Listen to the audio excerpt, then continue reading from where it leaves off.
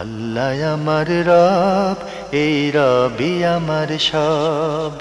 দামে দামে তুন মনে তারি অনুভব। তোমার দুনিয়াতে আমি যেদিকে তাকাই, অথই নিয়ামতে ডুবে আছি সবাই। পাক পাখালির গানে শুনি তসবিহ কালো রব, তসবিহ কালো রব। আল্লাহ আমার রব, এই রবি আমার সব। আসসালামু আলাইকুম, আলহামদুলিল্লাহ, আসসালাতু ওয়াসসালামু আলা রাসূলিল্লাহ। প্রিয় দর্শক, আপনারা যারা দেশে আছেন প্রবাসে, সবাইকে জানাই অনেক অনেক প্রীতি ও শুভেচ্ছা।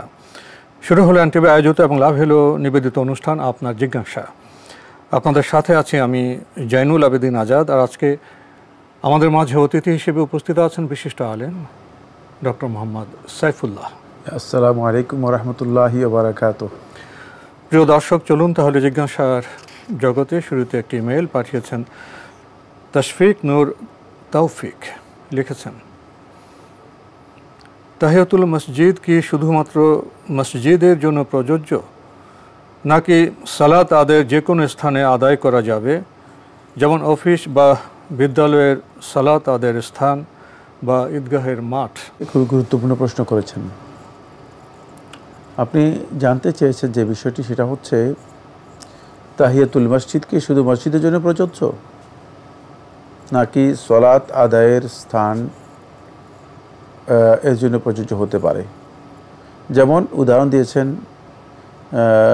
বিভিন্ন জায়গায় যেখানে সালাত আদায় করা হয়, অফিস, বিদ্যালয় অথবা মাঠ, ঈদের মাঠ। প্রথম কথা হচ্ছে তাহিয়াতুল মসজিদ, যেহেতু মসজিদ শব্দটা যুক্ত আছে, নির্দিষ্ট আছে, এর অর্থ হচ্ছে মানে যেই সালাতটুকু মসজিদে প্রবেশ করার জন্য আদায় করা হয় থাকে, সেটাই হচ্ছে তাহিয়াতুল মসজিদ। এর হকই হচ্ছে মূলত মসজিদের হক, তাই এইটাকে তাহিয়াতুল মসজিদ বলা হয় থাকে। সেটা 2 রাকাত। এক্ষেত্রে এর হুকুমের মধ্যে আসবে ওই সমস্ত মুসাল্লা, নামাজের জায়গা, যেখানে আজান হয়, নিয়মিত আজান হয়, 1 বা 2 রাকাত, 2 ওয়াক্ত বা 3 ওয়াক্ত, 4 ওয়াক্ত সালাত আদায় হয়, এবং নিয়মিত যেখানে ইমাম রয়েছে, আজানও হয়, 1 বা 2 ওয়াক্ত 3 ওয়াক্ত সালাত হয়, নিয়মিত ইমাম রয়েছে, যেটা মসজিদের বাইরে নামাজের স্থান। নামাজের স্থান যেমন বিভিন্ন বড় বড় অ্যাপার্টমেন্টগুলোতে পাওয়া যায়, একটা আলাদা রুম থাকে মুসাল্লা। কোনো অফিসে পাওয়া যায়, অনেক কিছু অফিসের মধ্যে পাওয়া যায়। তবে সেটা অবশ্যই নির্দিষ্ট হতে হবে, সালাতের জন্য নির্দিষ্ট, সালাতের জন্য খাস হতে হবে, মানে মুখাসসাস লিস-সালাহ হতে হবে, সালাতের জন্য নির্দিষ্ট হতে হবে, আজান হতে হবে এবং আজান হতে হবে। যেমন রাস্তার উপর এমনি লোকেরা সালাত আদায় করে, বিরাট স্পেস রয়েছে বাজারে, যেমন অনেক জায়গায় আমরা দেখেছি বাজারের মধ্যে, মার্কেটগুলোতে, বিশেষ করে বাইরের দেশগুলোতে আমরা দেখেছি বড় বড় মার্কেট, সেখানে মার্কেটের বিশাল স্পেস আছে, সেখানে এমনি মানুষ হাঁটাহাঁটি করে, খেলাধুলা করে, বাচ্চারা দৌড়াদৌড়ি করে। আবার নামাজের সময় দেখা যায় নামাজে যে জায়নামাজ আছে, জায়নামাজ বিছিয়ে সালাত আদায় করে থাকে। এগুলো না, এগুলো মুসাল্লাহের হুকুমের মধ্যে আসবে না। এমনিভাবে স্কুল, কলেজ বা প্রতিষ্ঠান, অফিস মুসাল্লাহর হুকুমের মধ্যে আসবে না, মসজিদের হুকুমের মধ্যে আসবে না। এরপরে ঈদগাহের ময়দান, না, ঈদগাহের ময়দান মুসাল্লাহর হুকুমের মধ্যে আসবে না, ঈদগাহের ময়দান মুসাল্লাহর হুকুমের মধ্যে আসবে না, যেহেতু ঈদগাহে সালাত আদায় করা হয় থাকে বছরে 1 বার বা 2 বার, শুধুমাত্র ঈদের সালাত আদায় করা হয় থাকে। সুতরাং সেখানে তাহিয়াতুল মসজিদ নেই। তাই যদি আপনি ঈদগাহে যান, তাহিয়াতুল মসজিদ পড়তে হবে না। আপনি এমন জায়গায় গিয়েছেন যে এখানে দেখছেন যে রাস্তায় দাঁড়িয়ে লোকেরা একটা জামাত পড়তেছে, এখানে তাহিয়াতুল মসজিদের প্রয়োজন নেই। এর সাথে যুক্ত হবে, যেমন আপনি একটা মসজিদে সালাত আদায় করতেছেন, বিশেষ করে আমাদের এই দেশে সেটা আমরা লক্ষ্য করি। সেটা হলো এই যে মসজিদে জুমার দিনে মসজিদ ভরপুর হয়ে যায়, মসজিদ ভরপুর হয়ে গিয়ে রাস্তায় আনাচে কানাচে আশেপাশে বহু জায়গায় মানুষ সালাত আদায় করে থাকে। এখন আপনি হয়তো রাস্তার মাঝখানে গিয়ে মানে সালাতের জন্য জায়গা পেয়েছেন, এখানে তাহিয়াতুল মসজিদ নেই আপনার, কারণ আপনি তো মসজিদে ঢুকেননি। এটাকে আর রাস্তাকে কেউ মসজিদ বলে না। আর রাস্তা কখনো মানে মসজিদের হুকুম বহন করবে না, হুকুম গ্রহণ করবে না। রাস্তায় যা জায়েজ, মসজিদে সেটা জায়েজ নেই। আর মসজিদে যেটা নিষিদ্ধ, রাস্তায় সেটা কোনো সময় সিদ্ধ হতে পারে। সুতরাং মসজিদ আর রাস্তার মধ্যে পার্থক্য রয়েছে। তাহলে আমরা বুঝাতে পেরেছি যে কোনটা মসজিদের হুকুমের মধ্যে আসবে, কোনটা মসজিদের হুকুমের মধ্যে আসবে না। যেটা মসজিদের হুকুমে আসবে এবং মসজিদ হিসেবে বিবেচিত হবে, সেখানে যদি আপনি প্রবেশ করেন এবং বসেন, এর আগে অবশ্যই আপনাকে তাহিয়াতুল মসজিদ পড়তে হবে, যেহেতু রাসূলুল্লাহ সাল্লাল্লাহু আলাইহি ওয়াসাল্লাম হাদিসের মধ্যে ইরশাদ করেছেন, ইজা দাখালা আহাদুকুমুল মসজিদ, যখন তোমাদের মধ্যে কোনো ব্যক্তি মসজিদে প্রবেশ করবে। তাহলে মসজিদে প্রবেশ না করে যদি রাস্তায় থাকে, তাহলে এই হুকুম তার জন্য প্রযোজ্য নয়। খুব ভালো করে খেয়াল করতে হবে। মসজিদে প্রবেশের কথা বলা হয়েছে, এর অর্থ হচ্ছে যদি মসজিদের বাইরে রাস্তায় সালাত আদায় করে থাকে, তাহলে তিনি এই হুকুমের আওতাভুক্ত হবেন না। দেখা যায় কোনো কোনো স্কুল বা অফিসে নিয়মিত কিছু সালাত আদায় করা হয়, আজান দেওয়া হয়, সেখানে কি তাহিয়াতুল মসজিদ পড়তে হবে? কমন স্কুলের মধ্যে গিয়ে নামাজ, লোকেরা হয়তো নামাজ পড়ে সেখানে, হ্যাঁ অবশ্যই সেটা যদি মাকান মুখাসসাস লিস-সালাহ, সালাতের জন্য যদি নির্দিষ্ট জায়গা থাকে এবং আজান হয়ে থাকে, সেটা তো আমরা পড়েছি মুসাল্লার স্কুল হোক অফিস হোক, সেখানে তাহিয়াতুল মসজিদ সালাত আমরা আদায় করব। প্রিয় দর্শক, আরও লিখেছেন, জোহর বা আসরের সালাতের তৃতীয় বা চতুর্থ রাকাতে সূরা ফাতিহার পর অন্য সূরা কি মিলানো যাবে? হ্যাঁ, সূরা ফাতিহার পরে আপনি অন্য সূরা মিলাতে পারবেন, সূরা ফাতিহার পরে অন্য সূরা মিলাতে পারবেন। তবে জোহর এবং আসরের সালাতে সূরা ফাতিহার পরে যদি কেউ না মিলান, সেটাই তার জন্য উত্তম। তৃতীয় ও চতুর্থ রাকাতে, তৃতীয় চতুর্থ রাকাতের কথা বলছি। জি, আপনি শেষে লিখেছেন, আমার দাদার বাড়ি ওয়ারিতে, কিন্তু আমি থাকি ঢাকার শেরেবাংলা নগরে। মাঝে মাঝে দাদা বাড়িতে যাই কলেজ শেষ হলে।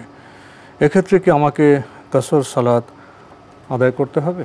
না, আপনাকে কাসর সালাত আদায় করতে হবে না, কারণ শহরের মধ্যে শেরেবাংলা নগর আর ওয়ারি তো মানে দুইটি থানা একই শহরে, একই শহরেই। থানা হয়তো পার্থক্য করা হয়েছে শুধুমাত্র সরকারি কার্যক্রমগুলোকে সুন্দরভাবে শৃঙ্খলার সাথে পরিচালনা করার জন্য। আসলে এগুলো সবটাই একই শহর, একই জায়গা, কোনো ভিন্ন জায়গা নয়। সুতরাং এক্ষেত্রে আপনি যদি এখান থেকে এখানে যান, আপনাকে কসর করতে হবে না, আপনি মুসাফিরও নন। জি, আমরা জানলাম বিষয়টি সম্পর্কে। প্রিয় দর্শক, নতুন প্রশ্নে যাচ্ছি। পাঠিয়েছেন ইমেলটি মোহাম্মদ মামুনুর রহমান, দুবাই থেকে। লিখেছেন, আমার একজন বন্ধুর ইনকাম করার জন্য টাকা নেই, এমত অবস্থায় আমি তাকে ইনকামের জন্য 1 লাখ টাকা কার্যে হাসানা দিতে চাই। তবে তাকে বলি আমাকে কোনো লাভ দিতে হবে না, কিন্তু শর্ত হলো প্রতি মাসে 2000 করে আমাকে পরিশোধ করতে হবে যতদিন শেষ না হবে। এই শর্তে কি আমার কার্যে হাসানা দেওয়া শুদ্ধ হচ্ছে? এতে আমি কি পরিপূর্ণ সওয়াব পাবো? আপনি যে শর্ত করেছেন আপনার বন্ধুকে কার্যে হাসানা দেওয়ার ক্ষেত্রে, যে প্রতি মাসে 2000 টাকা করে পরিশোধ করতে হবে ঋণটা শেষ হওয়া পর্যন্ত, এটা বৈধ। এ ধরনের শর্ত করা মুসলিমদের জন্য জায়েজ রয়েছে। আল মুসলিমুন আলা শুরুতিহিম ও ইনদা শুরুতিহিম, মুসলিমগণ তারা যে শর্ত করবে সেটা অবশ্যই পূরণ করবে এবং সেই শর্ত আদায় করা তাদের জন্য অপরিহার্য। আর এটা বৈধ শর্ত, অবৈধ শর্ত নয়, কারণ এর মাধ্যমেই তো ঋণ পরিশোধ করবে। সুতরাং কোনো অতিরিক্ত নিচ্ছেন না। এক্ষেত্রে আপনি তাকে কর্জ দেওয়ার কারণে যে সওয়াব পাওয়ার কথা, ঋণ দেওয়ার কারণে যে সওয়াব পাওয়ার কথা, সেটা আপনি পাবেন। কারণ এই শর্ত যেহেতু এটি ঋণ আদায়ের জন্য একটা তাসহিল, সহজ পদ্ধতি, উপকারী হবে। এমন হয় যে তার জন্য বার্ডেন করে দিয়েছেন শর্ত, তাহলে হয়তো আপনি এর মাধ্যমে সওয়াব থেকে বঞ্চিত হতে পারেন। কিন্তু এই শর্তের মাধ্যমে আপনি তাকে সহজ করে দিয়েছেন, আরো 2000 করে মাসে 2000 করে সে আদায় করবে। এটা খুবই সহজ শর্ত। সুতরাং এই ধরনের শর্ত যদি কেউ করে থাকেন, তাহলে তিনি ঋণের যে ফজিলত রয়েছে সেই ফজিলত থেকে বঞ্চিত হবেন না ইনশাআল্লাহ তাআলা। ভাই মামুনুর রহমান, আপনি সবশেষে লিখেছেন, কাছে মসজিদ না থাকায় আমি আমাদের অফিস বিল্ডিংয়ে একটা ইবাদতখানা আছে, ওখানে জামাতে নামাজ আদায় করি, কিন্তু সেখানে আজান হয় না। এমত অবস্থায় আমি কি জামাতের পরিপূর্ণ সওয়াব পাবো? না, যদি আজান না হয় থাকে, জামাত হলে তাহলে আপনার জামাত আদায় হয়ে যাবে, কিন্তু মসজিদে জামাতে সালাত আদায় করার যে ফজিলত সেটা আপনি পাবেন না। আজান যুক্ত হলে পাবেন। জি, নিয়মিত আজান হতে হবে, নিয়মিত। এর জন্য মুয়াজ্জিন যদি থাকে, ইমাম থাকে, তাহলে আপনার সেটা মসজিদের মুসাল্লা যে হুকুম আছে সেই হুকুম পাবে। কিন্তু যেহেতু এখানে আজান হয় না, তাহলে এটা আপনি মসজিদে সালাত আদায় করার, জামাতে সালাত আদায় করার যে ফজিলত রয়েছে সেই ফজিলত পাবেন না। আমরা জানলাম বিষয়টি সম্পর্কে। প্রিয় দর্শক, আরও একটি মেইল পাঠিয়েছেন কারামত আলী, লিখেছেন, আমি হাজি কারামত আলী শেখ। আপনার প্রশ্ন, বুইড়াকালে ভীমরতি, এই ভীমরতি মানে কি, আর এটা কি বলা ইসলাম সম্মত? না, ভীমরতি সম্পর্কে আমার কোনো জ্ঞান নেই। আপনারা কি জানেন? আসলে এটি একটি প্রবাদ, নেতিবাচক বক্তব্য। জি, সাধারণত এটার সাথে আমাদের সমাজে বিভিন্ন যে প্রহসন পড়েছে বাংলা সাহিত্যে, সেখানে ভীমরতি শব্দটি বয়স্ক লোকদের সাথে তখনই যুক্ত করা হয় যখন তারা যৌন আচারে শৃঙ্খলা ভঙ্গ করেন। যারা যৌবনকালে অনেকে এই কাজটা করে থাকেন, যৌন আচারে যে শৃঙ্খলা ভঙ্গ করেন, যখন বৃদ্ধ অবস্থা তাতে এটা করা উচিত নয়, তার তো স্ত্রী আছে, বৃদ্ধ অবস্থা, তখনও যদি কেউ যৌবনকালে যে সমস্ত ব্যক্তিরা একটু ভ্রষ্ট হয়ে যৌন আচারে শৃঙ্খলা ভঙ্গ করেন, তাদের মতো করেন, তখনই এটা একটা বকা বলতে পারেন, নেতিবাচক বাক্য প্রয়োগ করতে পারেন। তখন বলা হয় যে যেমন বুড়ো শালেকের ঘাড়েরও বা বুইড়াকালে ভীমরতি, এরকম বলা হয়। তো ওনার প্রশ্নটা কি? এই ক্ষেত্রে ইসলাম, এটা কি এইসব বলা কি ইসলাম সম্মত? এটা নেতিবাচক বকার মতো, এটা তো না বলে তো ভালো। কোনো ব্যক্তি সম্পর্কে মন্তব্য করার আগে আমাদেরকে দুটি জিনিস জানতে হবে। এক নম্বর বিষয় হচ্ছে এর মাধ্যমে আমি কি চাচ্ছি, তাকে অপমান ও লাঞ্ছিত করার জন্য, তাহলে গুনাহগার হব, কোনো সন্দেহ নেই, কবিরা গুনাহ। আর দুই নম্বর বিষয় হচ্ছে সেটা হলো এমন কোনো বক্তব্যকে দিচ্ছি কিনা যেটি সে অপছন্দ করে, তাহলে গীবত হবে। আর এমন কিনা যেটা আসলে তার কাছে নাইনি, তাহলে এটা অপবাদ হবে। সুতরাং যদি কোনো ব্যক্তিকে এ ধরনের বলেন যে বুইড়াকালে ভীমরতি, তাহলে যদি সে আসলে সত্যিকার এ ধরনের কোনো কিছু না হয়ে থাকে, অবশ্যই আপনি গুনাহগার হবেন। এই জন্য এ ধরনের বক্তব্য দেওয়ার আগে অবশ্যই তাহকিক করা ফরজ। ভাই হাজি কারামত আলী শেখ, আপনি প্রশ্ন করেছিলেন বুইড়াকালে ভীমরতি, সাহেব কিছু কথা বলেছেন। আসলে আমরা তো মানুষের মধ্যে ভুল ত্রুটি দেখব, আমাদের কর্তব্য হলো সংশোধন করা, কারেকশন করা, ব্লেম না করা, অপবাদ না দেওয়া। এটা তো ইসলামের সংস্কৃতি, ইসলামের আচরণের রীতি। তো আমরা এমন শব্দ কেন প্রয়োগ করবো যাতে মানুষকে অপমানিত করা হয়? আমি তো কারেকশন করলাম না, তার উপর আমরা নিন্দাবাদ আরোপ করলাম। আরও লিখেছেন, এমন কোনো দোয়া আছে কি যা পড়লে চোখের দৃষ্টি বৃদ্ধি পাবে? চশমা ছাড়া কোরআন, হাদিস, পেপার, বই পড়তে পারি না, অনেক সময় প্রেশার নিয়ে পড়তে গেলে চোখে জ্বালা করে। এই ধরনের একটা দোয়া রয়েছে, বাজারে যাওয়ার যে দোয়াটা রয়েছে, এটা আপনি দেখে নেবেন বই। আল্লাহুম্মা জাআলনি নূরান ওয়াজআল ফি বাসারি নূরান ওয়াজআল ফি সামঈ নূরান ওয়াজআল ফি আমামি নূরান ওয়াজআল খালফি নূরান মানে ওয়াজআলনি ফি কুল্লি শাইইন নূরা। মানে এখানে একটি দোয়া রয়েছে যেটি বাজারে যাওয়ার দোয়া। এই দোয়াটি আহলুল ইলমের মধ্যে অনেকে বলেছেন যে এই দোয়াটি যদি কেউ পড়েন নিয়মিত, তাহলে তিনি আলোর জ্যোতি পেতে পারেন। এটা দোয়া হিসেবে কেউ পড়তে পারেন। তবে এটা মানে চোখের জন্য মানে দোয়া এইভাবে নির্দিষ্ট হাদিসের মধ্যে আসে নাই। আমরা জানলাম বিষয়টি সম্পর্কে। আমাদের হাতে আরও একটি ইমেল পাঠিয়েছেন ডাক্তার শাহিন আক্তার, ঢাকা থেকে, লিখেছেন, আমরা মহিলারা বাসায় বসে কবর জিয়ারত কিভাবে করব? ধন্যবাদ আপনাকে। কবর জিয়ারত এর অর্থ কী? কবর জিয়ারত হচ্ছে কবর পরিদর্শন করা, কবর দেখা।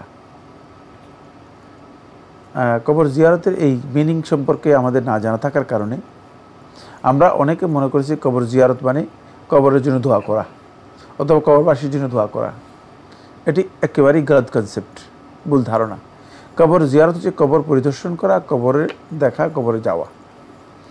আর কবর যাওয়া এবং পরিদর্শন করা এই কাজটি শুধুমাত্র পুরুষদের জন্য। পুরুষরা যখন কবরে যাবে, কবরের সামনে যাবে, তখন তাদের অন্তর বিগলিত হবে। তারা স্মরণ করবে যে আমার আত্মীয়, আমার পিতা, আমার মা, আমার খুবই কাছের মানুষ, অথবা আমার এটা স্ত্রী আমাদের মাঝেই ছিল, চলে গেছে। তখন তার অন্তরটা বিগলিত হবে। এই কারণে মূলত কবরের সামনে যাওয়া, এটা হচ্ছে কবরের জিয়ারত করা। এখন কবরের জিয়ারতের জন্য যদি কেউ কবরের সামনে যায়, তাহলে সে কবরের সামনে যখন গেল তখন তার করণীয় আছে। সে করণীয় হচ্ছে সে কবরের সামনে গিয়ে কবরবাসীর জন্য দোয়াও করবে। আসসালামু আলাইকুম আহলা দিয়ারি মিনাল মুমিনিনা ওয়াল মুসলিমিন নাহনু সাবিকুন ওয়া আনতুমুল লাহিকুন নাসআলুল্লাহ লানা ওয়া লাকুম আল আফিয়া, বা আরও দু একটি লফজ এর মধ্যে পার্থক্য রয়েছে। মানে এই দোয়াটুকু পড়বে, আর সম্ভব হলে কবরবাসীর জন্য আরও দোয়া করতে পারবে, কবরবাসীর জন্য আরও দোয়া করতে পারবে, যেহেতু কবরবাসীর জন্য সেখানে গেলে দোয়া করার একটা সুযোগ হবে, অন্তর্বিগলিত হবে, দোয়া করতে পারবেন। এই দোয়াটুকু শুধুমাত্র যিনি কবরে যাবেন তার জন্য, তিনি কবরে যাবেন তার জন্য। আর বাকি কবরে না গিয়ে যদি কোনো ব্যক্তি কবরবাসীর জন্য পৃথিবীর যে কোনো প্রান্তে থাকেন, ঘরে থাকেন অথবা অফিসে থাকেন অথবা অন্য কোনো জায়গায় থাকেন, সেখান থেকেও তিনি কবরবাসীর জন্য দোয়া করতে পারবেন। দোয়া করার জন্য কবরে যেতে হয় না, দোয়া করার জন্য কবর জিয়ারত করতে হয় না, দোয়া করার সাথে কবর জিয়ারতের কোনো সম্পর্ক নেই। দোয়া আপনি পৃথিবীর যে কোথাও থেকে আপনি করতে পারেন। ঘরে থাকলে তো আর কবর দেখলেন না, কবর জিয়ারতের প্রশ্নে আসে না। সুতরাং যিনি কবরে যান নাই তিনি আর তার জন্য কবর জিয়ারত নেই। এই জন্য ঘর থেকে যেটা হবে সেটা হচ্ছে কবরবাসীর জন্য দোয়া করা। সেক্ষেত্রে কবরবাসীর জন্য, মৃত ব্যক্তিদের জন্য আল্লাহ রাব্বুল আলামিনের কাছে যে দোয়াগুলো করা সবচেয়ে উত্তম, সেগুলো হচ্ছে তাদের জন্য রহমত ও মাগফিরাতের দোয়া করা, রহমত ও মাগফিরাতের দোয়া করা। আল্লাহু মাগফির লাহুম ওয়ারহামহুম ওয়া আফিহিম ওয়া আফু আনহুম ওয়া আকরিম নুজুলাহুম ওয়া ওয়াসি মুদখালাহুম ইত্যাদি ইত্যাদি যে দোয়াগুলো হাদিস দ্বারা সাব্যস্ত হয়েছে, সেগুলো কবরবাসীর জন্য যথাসম্ভব যদি জানা থাকে সেগুলো করবেন। আর যদি সেগুলো আরবিতে জানা না থাকে তাহলে আপনি বাংলা করতে পারেন। আল্লাহ আপনি তাকে ক্ষমা করে দিন, আপনি তার যে ভুল ত্রুটিগুলো আছে সেই ভুল ত্রুটিগুলো বিশেষ করে মেহরবানি করে মাফ করে দিন, এবং তাকে আল্লাহ সুবহানাহু ওয়া তাআলা কবরের মধ্যে শান্তিতে আপনি তাকে রাখুন, কবরের আযাব থেকে তাকে রক্ষা করুন। এগুলো বাংলাতেও বলতে পারেন। একই কথাই আরবিতে বলা আর বাংলাতে বলা সমান, কোনো পার্থক্য নেই। মানে আরবিতে বললে এটা দাম বেড়ে যাবে আর বাংলা বললে দাম কমে যাবে, এ কথা বোঝার কোনো সুযোগ নেই। কিন্তু রাসূলুল্লাহ সাল্লাল্লাহু আলাইহি ওয়াসাল্লাম যে টেক্সটগুলো বলেছেন সেগুলো বললে আল্লাহ রাসূল সাল্লাল্লাহু আলাইহি ওয়াসাল্লামের টেক্সট হওয়ার কারণে সেগুলোর একটা ভিন্ন গ্রেড আছে, একটা মাহাত্ম্য আছে, সেগুলো ভিন্ন জিনিস। এই কারণে সেগুলো যদি আপনি বলেন ভালো, কিন্তু এছাড়া আর আরবিতে আর বাংলা বলা একই কথাই, আপনি এই দোয়াগুলো করতে পারেন। সেটা ঘর থেকে হলে দোয়া হবে, কবর জিয়ারত নয়। আমরা খুবই গুরুত্বপূর্ণ বিষয়ে অবগত হলাম। প্রিয় দর্শক আরও লিখেছেন, নামাজে অনেক সময় অর্থ খেয়াল না করে সূরা আত্তাহিয়াতু দরুদ পড়ে ফেলি, সাথে সাথে যখন বুঝতে পারি তখন কি পুনরায় পড়তে হবে, রিপিট করতে পারবো? বিষয়টি একটু ব্যাখ্যা করে বলবেন। আপনি যখন কোরআন তেলাওয়াত করেছেন অথবা সলাতের যে সমস্ত আজকারগুলো আছে সেই আজকারগুলো পড়েছেন, অথবা মানে তাশাহুদ দরুদ এগুলো পড়েছেন, আদায় হয়ে গিয়েছে, রিপিট করার আর কোনো প্রয়োজন। রিপিট করলে সলাতও বাতিল হয়ে যাওয়ার সম্ভাবনা আছে। আরবদের কেউ কেউ বলেছেন যে সলাত বাতিল হয়ে যাবে। সুতরাং মানে রিপিট করার, যেখানে রিপিট করার বৈধতা নেই সেখানে রিপিট করতে পারবেন না। মানে এখন আপনি সূরা ফাতিহা কি মানে বারবার রিপিট করে চারবার তো পড়ে ফেলেছেন, পড়ে ফেলার পরে অর্থ বুঝতে পেরেছেন, তো সমস্যা অসুবিধা নাই তো? না, সুতরাং রিপিট করার কোনো বিষয় নেই। আর 2 নম্বর বিষয় যেটা হচ্ছে, সলাতে অর্থ এর জন্য আলাদা মনোযোগ দেওয়ার কোনো বিধান নেই। কোরআন তেলাওয়াতের সাথেই সেটা আপনাকে স্পষ্ট করে আপনি উপলব্ধি করতে পারবেন। এখন আলাদা মনোযোগ কিভাবে দিবেন আমি জানি না, আমার কাছে সেটা জ্ঞানও নেই। আমি সূরা ফাতিহা যখন পড়বো আলহামদুলিল্লাহি রাব্বিল আলামিন, এর প্রত্যেকটা অক্ষর আমার কাছে স্পষ্ট, প্রত্যেকটা অক্ষরের উপলব্ধি অর্থ সবটাই স্পষ্ট সাথে সাথেই। এখন আপনি আলাদা মনোযোগ কিভাবে দিবেন? যদি আলাদা মনোযোগ এর জন্য দিতে হয় তাহলে সলাতের মধ্যে এটা হচ্ছে কেরাত হবে একটা শগল, আর মনোযোগ বা অর্থ উপলব্ধি করা বোঝা আরেকটা শগল। এটা হলে সলাত কেউ কেউ বলেছেন হবেই না, আর কেউ কেউ বলেছেন সলাত মাকরু হবে, যেহেতু সলাতের মধ্যে মনোসংযোগ থাকবে না। কোনো সন্দেহ নেই সলাতের মধ্যে খুশু এবং খুদু কোনোটাই থাকবে না। কারণ আপনি একবার কোরআন তেলাওয়াতের দিকে মনোযোগ দিবেন আর একবার অর্থের দিকে মনোযোগ দিবেন, এটা বৈধ নয়। এই পদ্ধতি ইসলামী পদ্ধতি নয়, বরং তেলাওয়াত এবং অর্থ একসাথেই, একেবারেই একই সূত্রে গাথা, একটাকে আরেকটা থেকে বিচ্ছিন্ন করার সুযোগ নেই।